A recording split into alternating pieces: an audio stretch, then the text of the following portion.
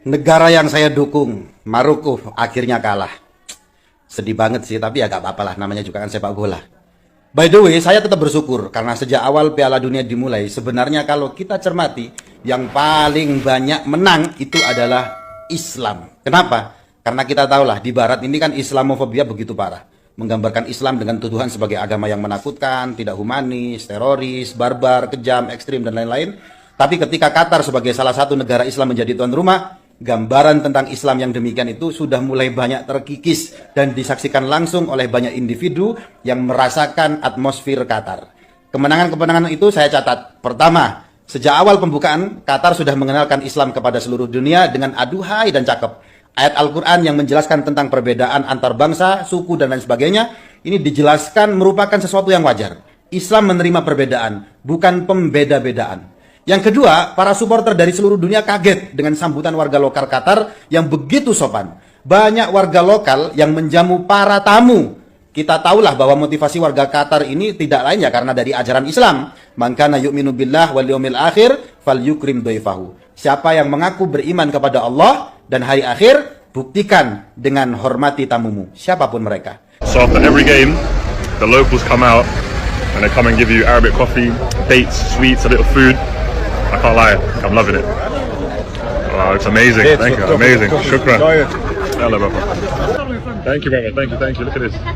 Thank you. It's the people of Qatar. We've just come out of the game, and the people on the side of the road are giving us just food and water for free. Coffee. Thank you so much. The coffee, the Arabic coffee. Of Qatar. We've just come out of the game, and the people on the side of the road are giving us just. Kemenangan yang ketiga, banyak para supporter non-muslim kepo berat dengan Islam.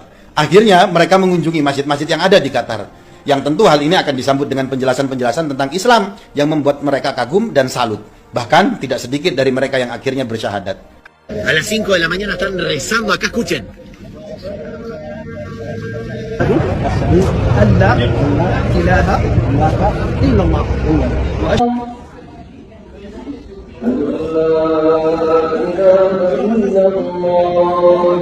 Yeah, we heard a lot of hateful, ridiculous, crazy comments coming here from friends and family, but we wanted to see for ourselves the experience, the culture, as well as the football itself. And we love it. Everything that has been on the media or Twitter, social media, has been very, very far off exactly from what it is here.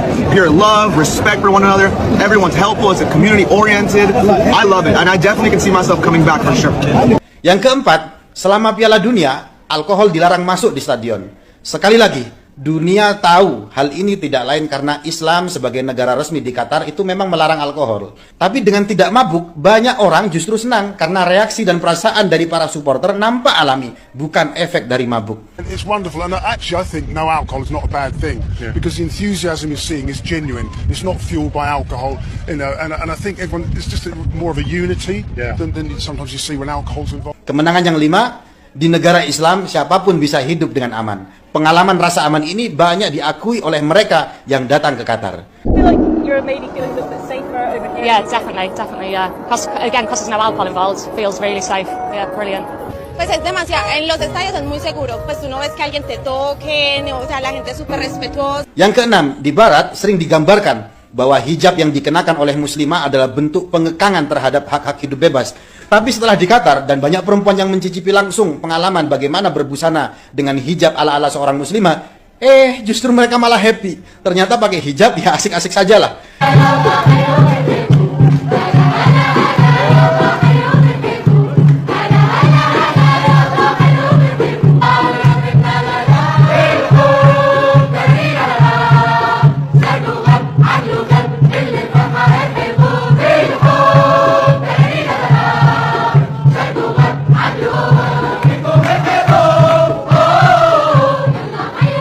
Dan masih banyak lagi kemenangan-kemenangan yang akhirnya ini mengikis dan mematahkan kesalahpahaman tentang ajaran agama Islam.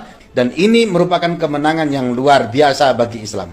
Akhirnya, terima kasih Maroko atas pertunjukan baikmu. Banyak orang bilang, alah bro, ini kan cuma sepak bola, nggak usah lah bawa-bawa semangat keberagamaan.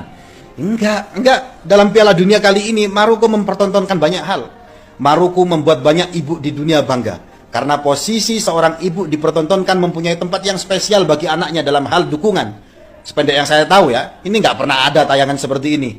Saya yakin ya, emak-emak yang kalau naik motor nyalakan lampu sen ke kiri tapi ternyata belok kanan, pasti bangga. Kemudian, Maroko membuat rakyat Palestina bahagia karena banyak supporter Maroko menunjukkan pembelaannya.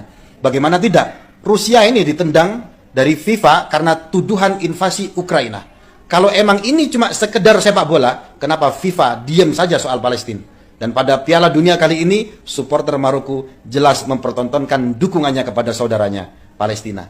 Yang lainnya, Maroko mencontohkan mulianya sunnah Nabi, yakni bersujud ketika mendapat kebahagiaan sebagai rasa syukur. Kita banyaklah tayangan-tayangan ini kita lihat dari para pemain Maroko.